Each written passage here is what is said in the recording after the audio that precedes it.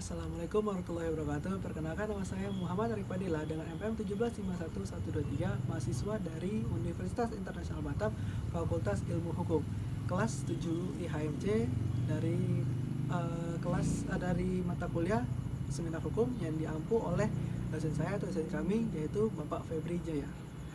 Yang dimana dalam video ini adalah guna melengkapi tugas nilai ujian akhir semester untuk membuat video presentasi mengenai perkembangan hukum yang ada di Indonesia, yang dimana di Indonesia ini saya angkat di Kota Batam mengenai Peraturan Wali Kota Batam Nomor 49 Tahun 2020, yaitu adalah penerapan bagi siapa saja melanggar protokol kesehatan COVID-19 dan sanksinya.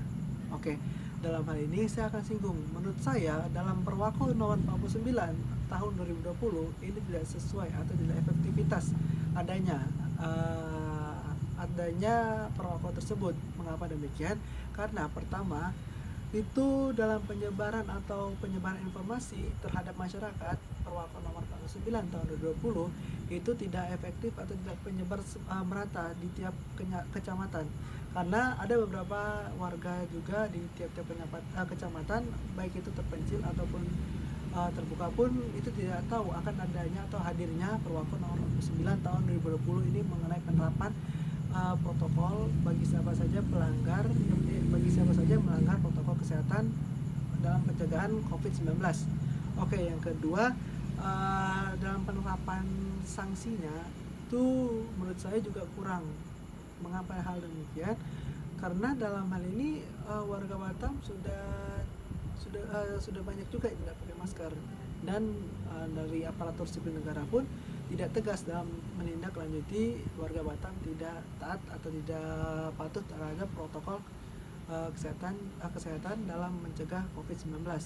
Terus yang ketiga, dalam hal ini untuk aparatur sipil negara pun juga banyak yang tidak taat pada protokol kesehatan yang dibuat oleh Bapak Wali Kota kita, Bapak Rudi. Karena saya juga banyak melihat aparatur sipil negara, bukan warga sipil juga yang tidak taat, bahkan ada juga dari aparatur sipil negara yang tidak taat terhadap tersebut. Kemudian sisi positifnya dalam Perwako tersebut, yaitu memang bagus terhadap pertama sanksi yang diberikan, yaitu kalau untuk bagi perorangan, yaitu adalah berupa sanksi administratif, yaitu pembersih fasilitas umum selama 120 menit atau denda sebesar 250.000, yang dimana denda 250.000 ini akan dimasukkan ke dalam pendapatan daerah untuk membangun Kota Batam, yang dipakai untuk membangun Kota Batam. Terus yang kedua, kalau untuk bagi pelanggar badan hukum itu menurut saya cukup baik juga, karena mengingat kalau misalkan di tempat usaha itu lebih banyak tempat berkumpul warga-warga. Nah, jadi kalau untuk penerapan sanksi yang terhadap badan usaha itu berupa sanksi tertulis, teguran lisan, bahkan hingga pencabutan izin usaha, baik itu sementara atau untuk selamanya.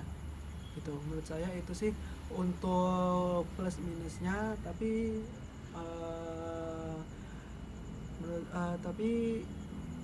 tapi di sini juga saya mendukung untuk adanya Perwako nomor 49 tahun 2020 ini. Oke, sekian dari presentasi dari saya. Apabila ada kekurangan dan kesilapan, saya mohon maaf. Wabillahi taufiq wal hidayah. Assalamualaikum warahmatullahi wabarakatuh.